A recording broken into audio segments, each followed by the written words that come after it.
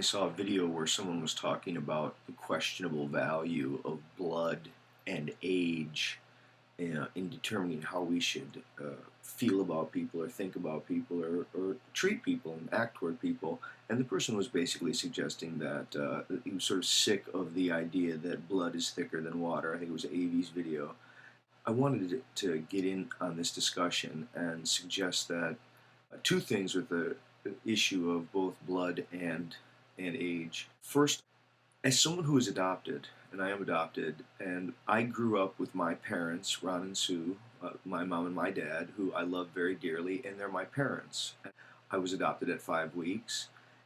For me, I hear when other people speak of blood as a value, I hear it as so hateful and shallow, sort of tragic, the way that people come to think about and esteem other people, to have values towards others based on this sort of, is it mine or is it not mine? Am I related or not related? It's just bizarro.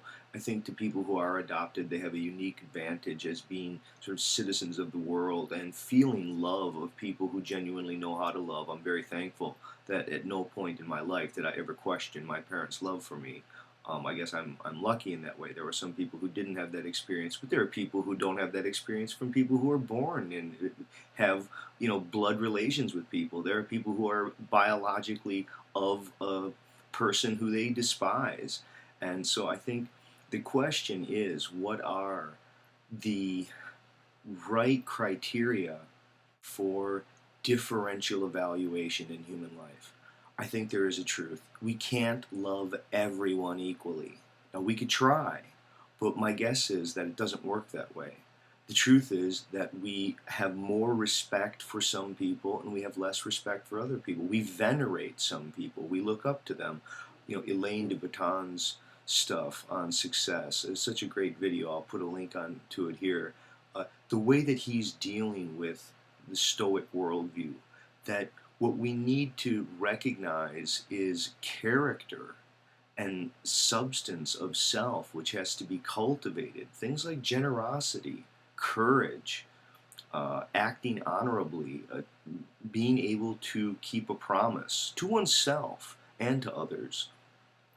These kinds of character attributes that have to be cultivated and won, these are worth differential veneration. We can look to someone and say, I have great respect for you because you're a very self-disciplined, accomplished person. That's very different than, luck has befallen you and now I'm going to grovel at your feet because you happen to, have things that I want. When Don says, when next time you see someone driving a Ferrari, try to have pity for someone who, I guess, needs that kind of stuff in order to feel good about themselves, in order to imagine how other people see them. I think the larger issue about age, now let's push age. I think age is a funny way to come at it. I do think age, for good or ill, has more of a bearing on how we differentially evaluate people than blood should. So let me see if I can force this issue and try to give an example, and I'm going to see if I can't here, hopefully. Please, I want to solicit some response videos. Shoot a response video, pass this video around, and see if you can get people to what they would do in this case. Imagine, this is a classic philosophical case. I apologize if people have already heard this one, but you imagine some sort of super fantastical tyrant who now has you in a prison camp, and they have 50 people selected at random who are going to be executed, and they're going to execute all 50, but they have you there, and they say if you hand select the 5 to kill, they'll let the other 45 go. Now, depending on the ethical system that you believe in, there's lots of things a person could do. Some person could say, no, I will not in any way participate in this, and I won't select any of them. Now, some people may say, well, that's ridiculous. You're already involved, right? Some person might say, well, I would first try to ask for volunteers and see if I could get people to volunteer. That might work, but maybe it doesn't work.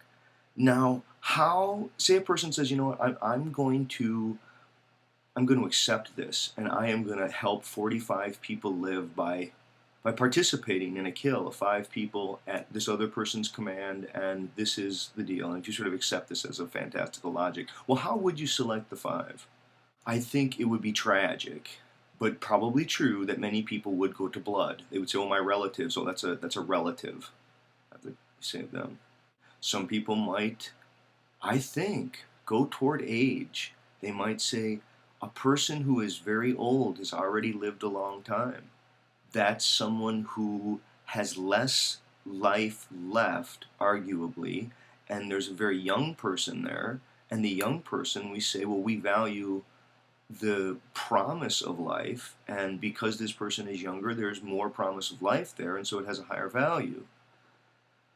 I wonder what are the right kinds of characteristics for the differential treatment of people. I think we want to believe that everyone can be treated equally. I don't know what that would mean, though. I think in the real world, when we hear stories of rapes, when we hear stories of stabbings and robbings, we don't act alarmed as if it were an intimate to us, as if it were a best friend or a lover or a spouse. I think when we have someone who we deeply love violated in a way that when a stranger is violated, we don't emotionally react the same way, which is like a concrete evidence that you would be exhausted, you would be absolutely fatigued if you loved the world equally, or you wouldn't really love anyone. You just sort of walk around indifferent in some way. I think, to go back to Baton's issue here, is how do you help people cultivate an act of striving really hard and just accepting whatever happens as conditions of fate? To never really be proud of your station in life, imagining that you got there yourself, realizing how much fate and luck and happenstance plays, but never letting that get in the way of diligence and commitment and purpose and practice. How do you keep together those two different tensions? I think most people have a tendency to want it one way or the other. They want to say either I'm going to work really hard and try to own and take care of my life, and then I get to be proud or feel bad, depending on how it turns out. Or they'll say, I don't even want to try. I just want to be indifferent to whatever happens because it's all fate and happenstance and luck.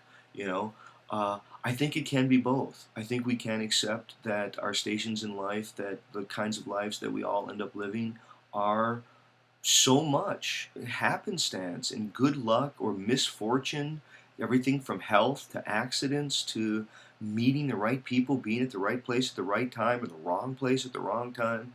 But there's also all of the luck and the bad luck that we make for ourselves, and that's part of it. The challenge is to be able to do both, and in doing that, when we interact with others, to ask ourselves, what is the basis for a proper, a just, an adequate, an appropriate differential treatment of people? Okay, I don't think it's blood. I'm not sure that it's age. Is it character? Is age related to it? What would you do if you were in the prison camp? All right, thanks.